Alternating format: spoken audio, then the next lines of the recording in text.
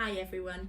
So I promised you that I would give you a bit of an update if I found a good way to measure for a ring, and I have had some progress, and so I'm just going to share with you what I've discovered. One thing it involves is these masks, which you can find everywhere in bins all over the place, obviously. So if you've worn one of these and it's no good for its purpose, its main purpose anymore, don't just fling it away, because inside you have your very own measure. So if you just take a pair of scissors, first of all I tried using the string for something and found that it was just not very good for measuring. So then I cut off the bit that's on the top that actually goes around your nose, which is really cool.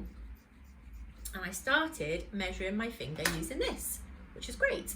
But then I took it one step further and discovered that inside the little top bit is actually a really cool finger measurer. I mean, that's really what it's for, I think. Well, it is now. So if you'd like to measure your ring size, if you wrap this very carefully around the base of your finger, and it needs to be nice and tight, okay? So you don't need it to be slack at all. You need to find the point where it crosses over. So if I just show you what I mean by there. So my point of crossing is just, I'll just do that bit again. You need to find the bit that crosses over and pull tight, so don't have any slack at all. Mark that bit there and then just snip that off. Okay, make sure again, wrap it around your finger just one more time, just making sure that it can go into a circle shape, it can touch, but that it's nice and tight. Okay, that's really important because of the next part of the process.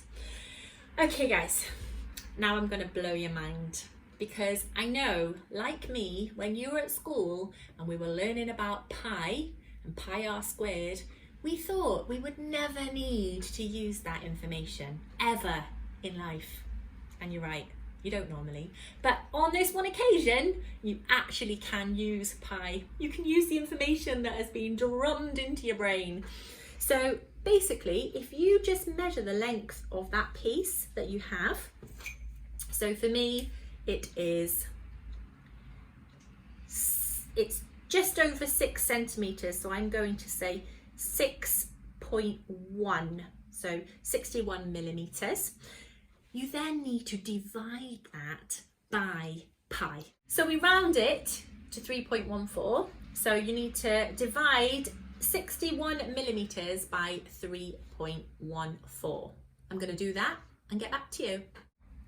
Okay, so online there are lots of these conversion charts. If you go onto a conversion chart that basically converts millimeters into ring sizes for UK, there are various options, and I would try out a couple of them just to make sure that you're getting a similar answer.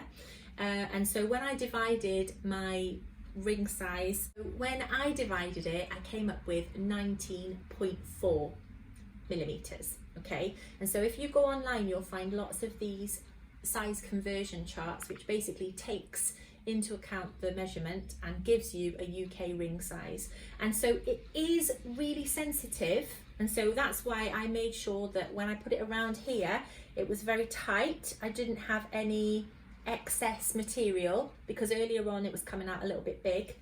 So I made sure of that, and I also made sure to be really accurate. So for example, it's telling me that my size for that finger is an S.5, okay? That's 19.4. So anything from 19, so at first I was just thinking, oh, 19 millimeters might be okay, but it's not. You've got to be really specific, because 19 millimeters is actually an R.5. So a little tiny difference can make a big difference in terms of your ring size.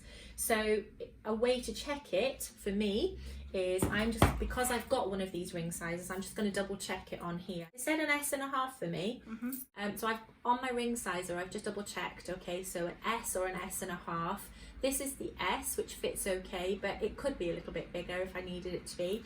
And I'm just checking the diameter on here, because it needs to be 19.4. So obviously when you're just using a general ruler, you can't see the 0.4 very well, but it is just shy of 2. centimetres, so just shy of 20. So that works. So that means that method actually works. So I'm really excited because not only have we reused a face mask to save it all going into the bin and having no other purpose, we've also used pie, which I thought I would never do in my whole life. I hope that makes you smile. And happy ring sizing. If you're not sure about anything, the other thing you could do, especially if you're sending anything to me to make, is once you've actually got your perfect size with this, you can either put a little bit of masking tape or sellotape on it and make it into like a ring shape to check that you can actually get it on and off, or you could just send me your snip and then leave it to me and I will make you a perfect size ring. Hope that helps. See you soon.